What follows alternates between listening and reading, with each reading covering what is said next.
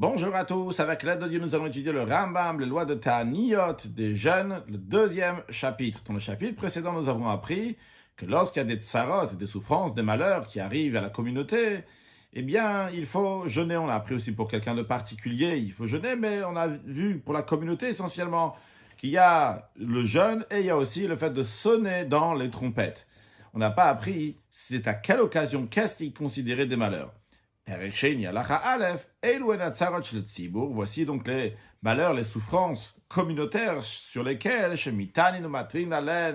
qu'on va jeûner, on va sonner de la trompette pour demander à Dieu de les annuler. Le Rambam, dans ses Halacha Aleph, va nous dire de manière générale, va juste nous dire les sujets sur lesquels on jeûne et on sonne les trompettes. Et après, dans la halachot suivante, à partir de Halacha Gimel, le Rambam va rentrer dans les détails de chacune des choses qui sont mentionnées dans Halacha Aleph.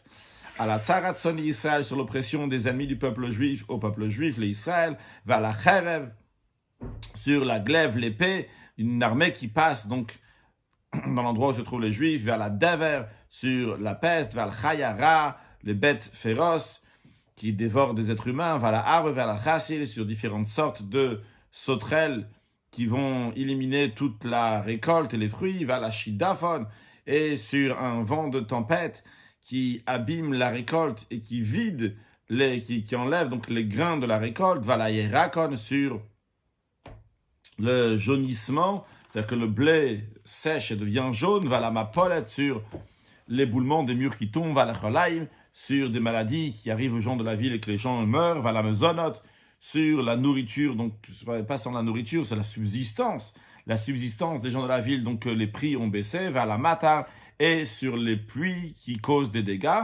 Tous ces sujets qu'on vient de dire brièvement, nous allons le voir à partir de l'Halacha Gimel de manière plus détaillée. Mais tout d'abord, Halacha Bet. Kol ir sheshba tsara mikolel, ou toute ville dans laquelle il y a une de ces malheurs que nous avons mentionnés avant, un de ces malheurs, Otair mitano matrat, cette ville-là va jeûner et sonner de la trompette, achetavra tsara, jusqu'à que la souffrance, le malheur va passer, va partir. Chol seyotea, les villes qui sont autour de la ville dans laquelle il y a le malheur.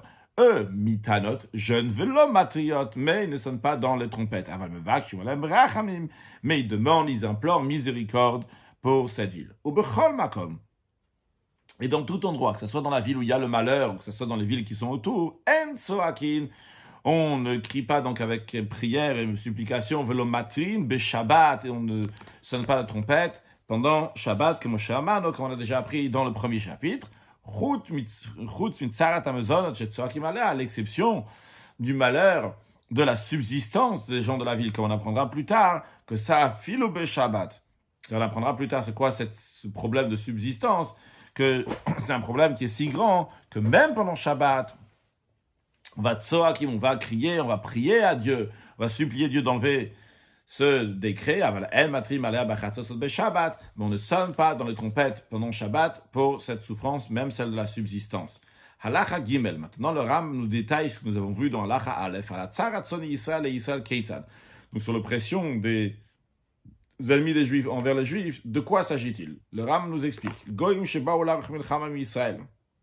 des non-Juifs qui sont venus faire une guerre avec les Juifs, au litolme mas, ou bien pour leur imposer des impôts, au likach miyadam eretz, ou bien pour leur prendre un morceau de terre, au likzor alem shmad, ou bien pour faire un décret donc, contre la pratique religieuse.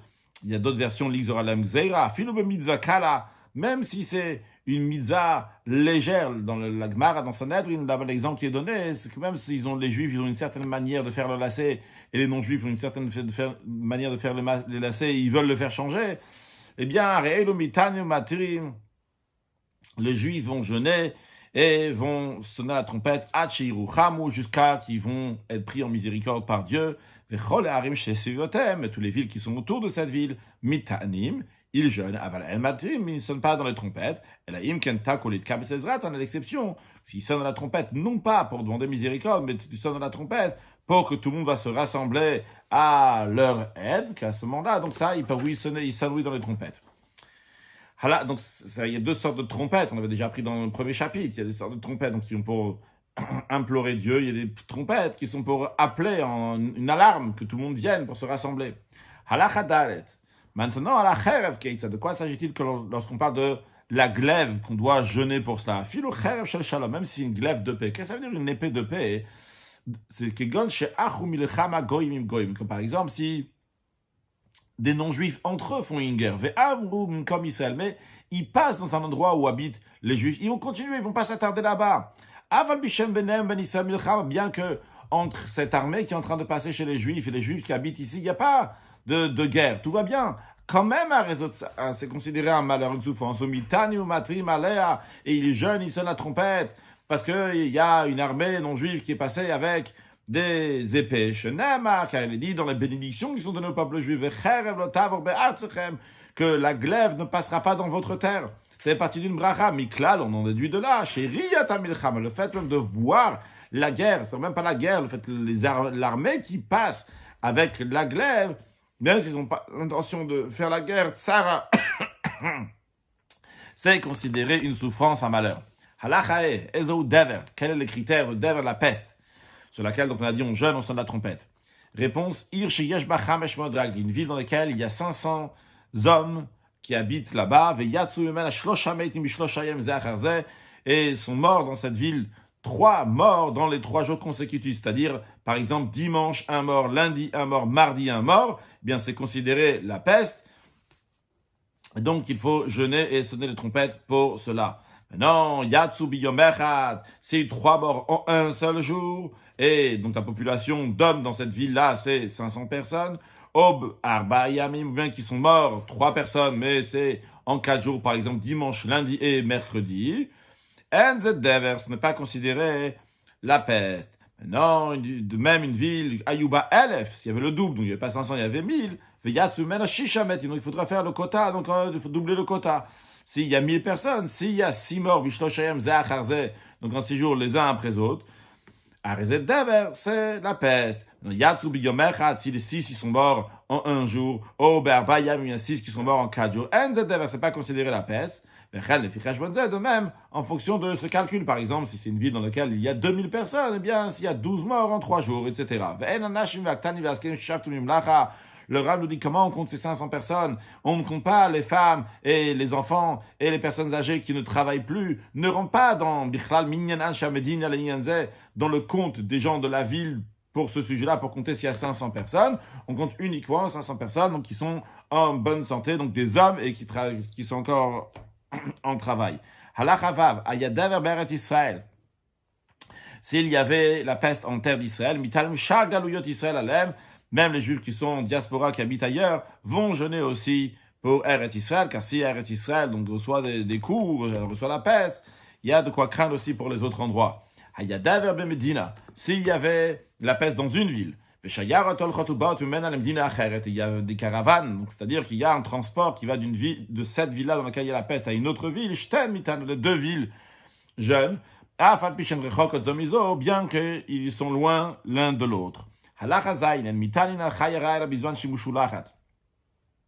En ce qui concerne les bêtes féroces qui dévorent des êtres humains, on jeûne uniquement si elle est meshulachat. Littéralement, meshulachat, c'est-à-dire qu'elle a été envoyée. C'est-à-dire qu'elle a été envoyée en tant que punition d'Hachem, qu'on voit que c'est pas quelque chose donc d'ordinaire, c'est quelque chose de tout à fait inhabituel. Comme nous allons voir dans cette halakha, il faut que ça soit de manière inhabituelle qu'il y a des bêtes féroces. Ketzad, comment cela? Nirat abayir bayom, si elle est apparue dans la ville, dans la bête féroce, en plein jour, à raison meshulachat. Ça, c'est envoyé par Dieu en tant que punition, parce que c'est pas normal, c'est tout à fait inhabituel qu'elle se trouve dans la ville en plein jour.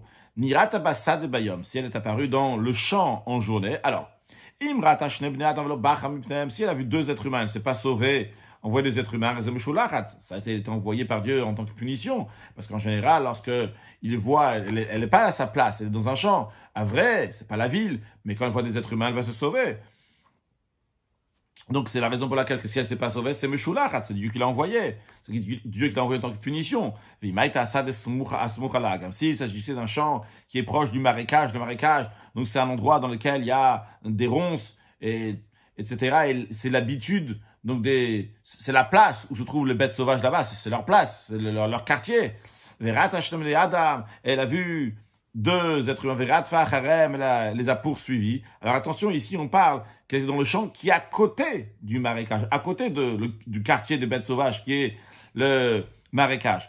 Dans ces cas-là, si elle les a poursuivis, Arezam Shulachat, elle était envoyée parce que elle est dans le champ qui est à côté du marécage. C'est pas l'habitude qu'elle va courir derrière des êtres humains. L'orat facharen, si elle ne les a pas poursuivis, même si elle ne s'est pas sauvée d'eux, Enam Shulachat, elle n'est pas considérée envoyée donc par le ciel en tant que punition. C'est-à-dire que si elle est dans le champ, elle ne s'est pas sauvée en voyant deux hommes, c'est un problème. Et si c'est dans un champ qui est à côté du marécage, eh bien, même si elle voit deux personnes, si elle n'est pas sauvée, elle n'a pas peur. Elle a un endroit où aller repartir dans son quartier, où là-bas, elle se sent protégée. Mais si elle a couru derrière eux, dans le champ, à ce moment-là, donc, c'est Mushulachat. Mais Maïta Ba'agam, si elle était dans le marécage, même pas dans le champ qui est à côté du marécage, dans ces cas-là, même si elle les a poursuivis, elle n'est pas considérée Mushulachat qu'elle a été envoyée, parce que vu qu'elle est dans sa place, dans son quartier, dans l'endroit où elle habite, elle se sent tout à fait à l'aise et protégée. Donc, c'est pas Mushulachat. En revanche, elle a imken, peut-être pas en revanche, elle a imken seulement si tafashnem ve'achla echalmem. Si elle a dévoré, je sais pas si elle a dévoré, elle a tué les deux êtres humains, elle en a mangé un seul. Ça montre que c'est le Mushulachat, parce que si elle avait faim, ok, elle en prend un, pourquoi prendre le deuxième si elle ne va pas le manger? Si dans le marécage, et elle a dévoré les deux, et elle les a mangés, c'est pas une Mushulachat. C'est un endroit où elle se trouve. Parce qu'elle avait faim, qu'elle a tué les deux. L'homme de Mushulachat, non pas parce qu'elle a été envoyée en tant que punition. Batim alachachet, batim abnoim bamidbarot barat sataneshamot, des maisons qui sont construites dans des déserts et dans des terres qui sont désertées. Oh, il va me comme Gdudechai, vu que c'est des endroits dans lesquels se regroupent des bêtes sauvages, parce que c'est un endroit qui est désert. Alors, imalta la gag venatatinok marisa. Si la bête féroce, elle est montée sur le toit, donc bah, c'est juste partie comme ça de manière ordinaire, elle est partie jusqu'au toit, et là-bas, elle a pris un enfant qui était dans le berceau, à raison Mushulachat. Là, elle est considérée qu'elle a été envoyée en tant que punition, parce que c'est pas normal qu'elle va monter jusqu'au toit. Le Yigal Midas aussi n'est pas arrivé à tel niveau, mais elle a quand même dévoré. Et la Mushulachat, elle n'est pas considérée qu'elle a été envoyée en tant que punition. Et c'est normal, c'est son terrain. Chez Elou Bnei Adam même, chez Siknou Be'atzam, parce que c'est ces êtres humains-là qui sont partis là-bas, qui sont mis en danger au Bolim Kamachai, ils sont venus dans l'endroit où il y a les bêtes sauvages. Halachatet. Sham Milirem Saaretz. En ce qui concerne les autres rampants de la terre, Verem Saof, ou bien les rampants volants chez Shulchu qui ont été envoyés Veiziku, et ils ont endommagé. Comme par exemple, s'il y a eu un envoi donc par le ciel, de Nechashim de serpents et de scorpions. Donc on voit que c'est pas habituel, c'est inhabituel. Inutile de dire c'était Tsaïm Veyatushin, c'est des frelons et des mouchons, donc des mouchons qui rentrent dans les yeux et dans le nez de la personne. Des choses qui sont similaires. Sur ça, on ne jeûne pas. Velomatrimni sonne une trompette. Mais on crie, on implore, on supplie à Hachem donc d'annuler ce décret-là sans sonner la trompette. Halachayud. À la arbe vers les chassil. Sur les sauterelles, donc qui s'appellent arbe et chassil, il y a plusieurs sortes de sauterelles. Sauterelles, on va voir arbe, chassil, govai, chagav. Donc c'est différentes sauterelles. On va voir qu'en fonction des différentes sauterelles, qu'est-ce qu'on fait. En ce qui concerne les sauterelles qui s'appellent arbe et chassil, donc eux, ils ravagent toute la récolte et les fruits, même si on en voit une aile, c'est-à-dire même si on voit juste un arbe ou chassil, une sauterelle de ce style-là, mitani matrim alem, tout de suite, donc on va jeûner et sonner la trompette pour annuler ce décret-là, vers la govai, sur une sorte de sauterelle qui s'appelle le govai, bechol sheu, même si on voit une petite quantité, aval hechagav, mais les autres sortes de sauterelles, donc qui ne rentrent pas dans la catégorie de arbe, chassil et govai que nous avons vu, el mitani malav le matrim, ni on jeûne, ni on sonne de la trompette, la zokim bilvad, mais uniquement donc on crie, on implore Hachem d'annuler ce décret. Alachayud Alef, al hashidafon. En ce qui concerne donc le shidafon, donc un vent de tempête qui, comme on a dit tout à l'heure, donc qui détruit, qui détériore la récolte, qui fait sortir donc la graine qui est dans la récolte, valaïrakon, sur le jaunissement du blé, de la récolte, tellement le soleil il est fort et que ça a séché, eh bien, dès qu'il commence à détériorer la récolte, on n'a pas besoin d'attendre qu'il y a toute la récolte qui va se détériorer. Même une petite partie, il va ça commence dans un petit endroit, qui me l'opita de la taille de l'ouverture d'un four, c'est-à-dire une quantité suffisante de récolte pour faire de la farine. Cette farine-là, on va pouvoir faire un pain qui remplit l'ouverture du four. eh bien, Gozrim alaftani tomatin, dès ce moment-là, tout de suite, on n'attend pas que ça soit donc, toute la récolte, mais dès qu'il y a Kimlopipatano de quoi remplir le four, l'ouverture du four, eh bien, on décrète le jeûne et on sonne la trompette. Halacha yudbet, alamapolet keitzad, en ce qui concerne donc l'éboulement. Si dans une ville, il y a des murs qui sont forts, ils ne sont pas à côté de la rivière. Si c'est à côté de la rivière, donc il y a l'humidité et que les murs peuvent tomber, mais non, c'est des bons murs qui sont forts. À réseau de ça, eh bien, c'est un malheur, c'est quelque chose qui est tout à fait inhabituel, surnaturel, ou surnaturel, qui n'est pas naturel, et on jeûne, et on sonne de la trompette pour ces sortes de murs. De même pour le tremblement de terre, et des tempêtes, qui font tomber des constructions, ils tuent les gens qui sont là-bas, on jeûne et on sonne de la trompette pour un tel décret que Hachem envoie. Donc, ça concerne donc les maladies. Quelles sont les maladies qui sont considérées inhabituelles pour lesquelles on jeûne et on sonne de la trompette? Si il y a une maladie et qui est arrivée à beaucoup de gens dans la ville, beaucoup de gens dans la ville sont malades avec cette maladie-là, qui gagnent Ascar, comme par exemple l'Ascara, donc ça commence donc dans les entrailles et ça va jusqu'à la gorge, ça rétrécit la gorge, donc ça pose des problèmes de respiration et la personne elle meurt. Après suite à ça, au chachou, ou bien une fièvre qui dessèche la personne, ce qui est semblable, les gens mouraient donc de cette maladie-là.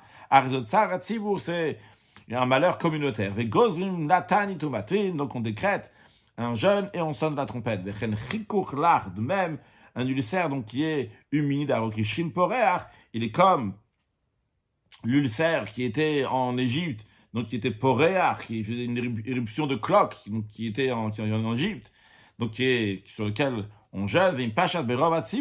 Si ce shrina, cet ulcère-là, donc c'est répandu dans la majorité de la communauté, donc de cette ville-là, eh bien, on jeûne, on sonne de la trompette. Ça, c'est uniquement si c'est un chikourlach, c'est un ulcère donc qui est humide, le chikour yavesh.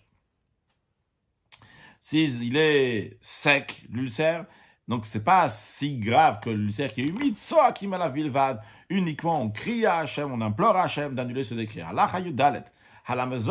ce qui concerne la subsistance, il y a dans certains cas, donc on jeûne, de quoi s'agit-il? Réponse, si de la marchandise, même, que la majorité des gens de la ville vivent de cette marchandise, de cette vente, de ce commerce-là, qui gonne les pishtan bebavel, comme par exemple dans des vêtements en lin, si on est à Babylone, ou du vin, de l'huile en Eretz Israël, donc c'est les gens donc font du commerce à Bavel avec des vêtements en lin, en Israël avec de l'huile et du vin. Et le commerce, donc, c'est ralenti, c'est diminué, à tel point que le vendeur, pour trouver un acheteur, a besoin de baisser le prix de quelque chose qui vaut 10, il doit le baisser à 6, de 10 ouz à 6 ouz. Uniquement après, il trouvera un acheteur. Ça, c'est un malheur communautaire. Et donc, on jeûne évidemment. Et le chidouche ici, qu'on va sonner de la trompette, on va crier pour ça dans la prière, même Shabbat, comme on a pris dans la Chabet. Halachatet vav, halamata keitzad. On avait dit, en ce qui concerne donc la pluie, qu'il y a beaucoup de pluie, et bien une abondance de pluie qui fait qu'il y en a trop, que ça fait des catastrophes, et on jeûne. Comment ça? S'il y a une multitude de pluie, jusqu'à que ça les fait souffrir. Il prie à Dieu pour que cette pluie va s'arrêter, et aussi donc on jeûne, on sonne la trompette. Dans la maison, il n'y a pas une plus grande souffrance que ça. Les maisons tombent tellement qu'il y a de l'eau. Venim sous batem qui vrai, mais se trouve que leur maison, c'est l'endroit qui enterre les gens qui sont là-bas. En terre d'Israël, on ne prie pas s'il y a une multitude de pluie. Pourquoi? Parce que c'est une terre donc, dans laquelle il y a des montagnes. Donc, vu que la montagne, la pluie, elle tombe sur la montagne, la pluie, elle va aller en bas de la montagne. Elle ne va pas rester donc, sur l'endroit des habitations où les gens ils habitent sur les montagnes. Et en plus, sous baptême, leurs maisons sont construites en pierre. Donc, il y a une multitude de pluie. C'est bien pour eux. Quand on dit c'est bien pour eux, c'est vrai que ça les fait souffrir, mais ça ne fait pas des grands dégâts. Donc c'est du bien. La règle est qu'on ne jeûne pas pour demander à Hachem d'enlever une multitude de biens qui amènent des difficultés, mais en tous les cas, c'est comme du bien. Halakha tetzayin, tvu ashet samcha, la récolte qui a commencé à pousser. Venimna matar, mais la pluie s'est arrêtée.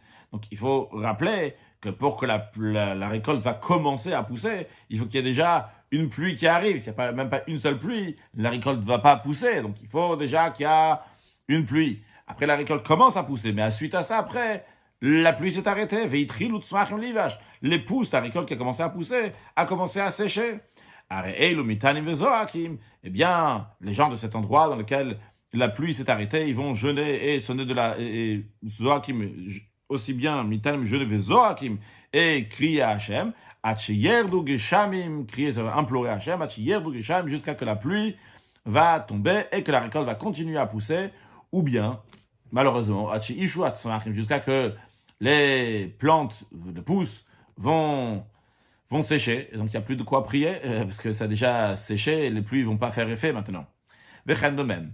De même si dans un cas où la pluie pour la récolte a été comme il fallait, mais pour les arbres n'a pas été suffisant. Et Migi Azman Pesach, au Karola, c'est arrivé le moment de la fête de Pesach, le mois de Nissan, le mois d'avril environ, Be'eret Israël, en Terre d'Israël, Shuzman Prichat Thaïlande, c'est le moment dans lequel fleurissent, se développent les arbres, Sham là-bas, Velo Yadu Geshamim, et les pluies n'ont pas été suffisantes pour les arbres. Areel, Omitan et Vezoakim, ils jeûnent et ils crient à Hachem, Yerdu Geshamim Aruim Laïlan, jusqu'à que les pluies qui sont nécessaires, qui conviennent pour l'arbre, vont arriver, ou bien ou bien que le moment du développement des arbres va passer, et à ce moment-là, donc ils ne vont pas prier, parce que même s'il va y avoir de la pluie qui va tomber, ça ne sera pas utile. De même, si le moment de la fête de Sukkot est arrivé, au mois de Tishri, environ le mois de septembre, donc, et les pluies ne sont pas tombées. Pourquoi il y a besoin de pluie à cette époque-là? Pour remplir les citernes, les fossés, les cavernes, les grottes. Donc ils n'ont pas de quoi faire boire, donc aussi bien la récolte, aussi bien donc les animaux. Eh bien, ils jeûnent pour ça. Jusqu'à que et la pluie qui va tomber, la pluie qui a de quoi, une quantité suffisante de quoi remplir les citernes. S'ils n'ont pas de l'eau à boire, mitanim ala geshami b'cholet. Ils jeûnent pour la pluie de tout moment. Chez l'eau, il y a la même lishtot. À tout moment, ils n'ont pas d'eau à boire. Va filer même si on est en plein été, parce que tout le monde a besoin d'eau. Halacha yutret, paksku ageshem geshem le geshem. Arbaim yom motakshem. C'est la période des pluies. La première pluie est arrivée. Il y a des pluies qui sont arrivées, mais entre la pluie précédente et ils sont passés déjà 40 jours, il n'y a toujours pas eu de pluie. C'est une plaie qui amène à la sécheresse. Et donc, il y aura plus après, ça va amener qu'il n'y aura plus de quoi manger. Omitanim vezoakim, dans ces cas-là, donc on va jeûner et on va implorer Hachem jusqu'à que la pluie va tomber, bien que le moment de la pluie, le moment que la récolte peut encore pousser, va passer, et qu'à ce moment-là, ça ne va pas être utile pour la récolte, qu'à ce moment-là, on arrête. Conclure avec un mot de Chassidut qui est indirectement lié avec ce que nous avons appris dans la Gemara Tanit. On apprend qu'on prie pas, donc un ribouille tova, quand il y a beaucoup de biens, une multitude de biens, on ne demande pas à Hachem d'arrêter. Il y a écrit là-bas, Aviyut, on apprend du verset, Aviyut kola maaser, amenez votre maaser, etc. Ou bechanonina bezot, examinez-moi, interrogez-moi, essayez-moi, donc éprouvez-moi avec cela. Amar Hachem tseva, quand il me lo eftach lachem et arubat hashamayim, vous allez voir si je ne vais pas vous ouvrir les lucarnes du ciel, varikoti lachem bracha ad blidai. Je vais vous déverser de la bénédiction ad blidai, jusqu'à qu'il n'y a plus de limite. La Gemara elle explique que ça veut dire ad blidai, ad sheyivlu sitatechem milomardai, jusqu'à que vos lèvres vont s'abîmer de dire dai, de dire la limite. Ça, on apprend ça dans la Gemara, ce verset-là, qu'on ne prie pas sur Rov Tova, et c'est le contraire. Kadosh Baruch Hu dit, ça va être encore vous donner plein de bracha. Maintenant, de ce verset-là, donc il est lié avec le Maaser aussi. Le Maaser, à propos duquel il y a écrit Aser te Aser, on apprend que Aser bishush et titacher, donc de donner le Maaser pour que tu vas t'enrichir. Donc c'est quoi le but c'est quoi l'intention de donner le Maaser? Le Rabbi nous dit, c'est pour montrer par cette mitzvah-là comment on devient riche. Et Dieu il demande, bien qu'en général on n'a pas le droit d'éprouver Dieu. Pour ça, Dieu dit éprouvez-moi. Parce que l'intention du Maaser, c'est pour montrer la richesse qu'on vient par cette mitzvah-là. Et vu que le Rabbi lit ça dans sa sikha-là, il lit ça donc avec Avraham Avinu qui a commencé donc le Maaser. Il dit, vu que l'intention du Maaser, c'est pour montrer cet ashpa, ce flux qui vient d'en haut par qu'on a accompli les mitzvot. C'est la raison pour laquelle c'est lié avec Avraham Avinu, que le sujet d'Avraham Avinu, c'est Vayikra Beshem Havaya Kel Olam, qu'il a appelé là-bas, partout où il allait, avec le nom de Dieu, Kel Olam, que Dieu monde. Et il a informé tout le monde, il a dit à tout le monde, il a fait dire à tout le monde qu'Akadosh Baruch Hu, c'est lui qui dirige le monde et qui donne à chacun ce qu'il a besoin, Bechesed, avec bonté. Donc évidemment, nous on doit donner le Maaser, on doit donner même le Chomesh, le Rabbi dit toujours, donc donner un ribouille de tzedaka, beaucoup de tzedaka, Rov Tova, on doit partager, et ça amène la richesse, une richesse matérielle, une richesse spirituelle dont chacun a besoin, matériellement et spirituellement, et bien sûr, Tola tzedaka shemekarev ta geoula, que ça amène la geoula, mitid ve'ashleima, dans lequel, comme on verra dans la fin du 5e chapitre de Ta'anir, que tous ces jours de jeûne vont se changer en jours de joie, très prochainement avec la venue de Mashiach. Now, excellente journée.